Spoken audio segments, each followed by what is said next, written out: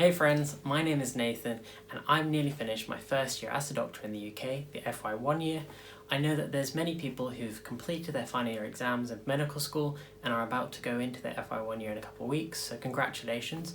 It's an exciting time and this is just a video on things I wish I knew before I started my first year as a doctor based on my experience. So in this video, I'm going to be covering 4 main areas that I wish I was more familiar with before I started my FY1 year. Okay, so my first point is to seek a mentor. And this doesn't have to be an official person. It means just forming friendships with your senior colleagues. These are people who've been in your position before and will know what it's like starting at a new place, starting at the hospital that you're at. And don't just limit it to one person. Try and find people who share similar interests to you, both socially and career-wise. And a good example of this is during my general surgical rotation, I found numerous really friendly SHOs and registrars who were not only socially friendly, but also acted as great mentors, many of which would provide advice, would be keen to provide advice on many of the day-to-day problems that you face during your day job, but also act as a great guidance, so telling you when to go to theatre, how to make the most of theatre, and including on some of my night shifts when there was quiet parts, keen to teach me things that I didn't know, new cases, and also even gave me some suturing practice.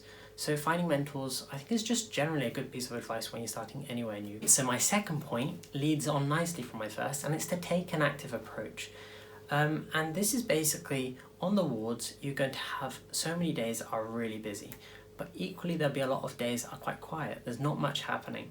And the key is to take an active approach in both of these. So in the busy days, ask questions, be observant, observe how people manage their times and prioritize tasks. That's a really important skill to try and develop from the onset.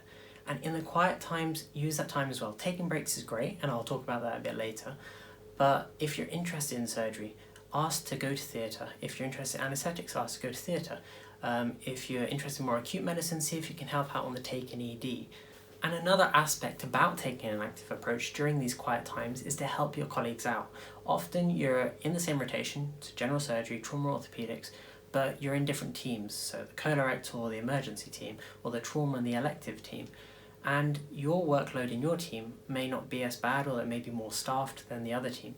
So if you have a quiet period, see if the other teams need help, because you never know. In the future, if you're in the different team and you're having a struggling time, a really hard time, they'll be more willing to help you out, and just generally it's good to work as a team and to bond with each other as well. And my third point is taking breaks, and I think breaks are so important. I mentioned them earlier. So often it's very hard to take breaks on the ward. You have to be very opportunistic. When I first started, I was advised to take my 30-minute lunch break between 12 o'clock and 2 o'clock, but this is often really hard to do, especially when the ward rounds finish at or even after lunchtime. So what I would say is, if you finish the ward round and there's no urgent jobs, then take your break, have some lunch then, because you never know how busy it's going to get in the afternoon. If you do have some urgent jobs, so a very unwell patient or a time-critical TTO, then try and get those done. And then once you've done them, say, look, I'm going to have my lunch now, go for a couple of minutes, have your lunch, and then go back on with the jobs.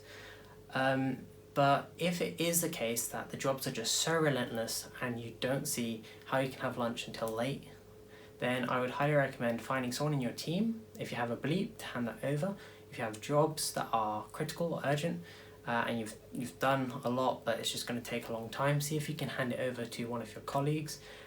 Because I always found that even if it was for a couple of minutes, taking my mind off the ward and having a break made me feel a lot better, and a lot more efficient when I came back to doing the jobs. So taking a break is really important, and I would stress this a lot on a night shift as well. Often it's skeleton crew, it's you, your registrar, your SHO normally if you're on a surgical rotation.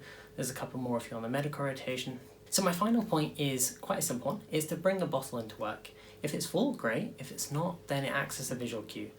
Every time that you come back from the ward, you finish jobs, you finish the ward round, you see your bottle, and you're reminded, have I drank anything today?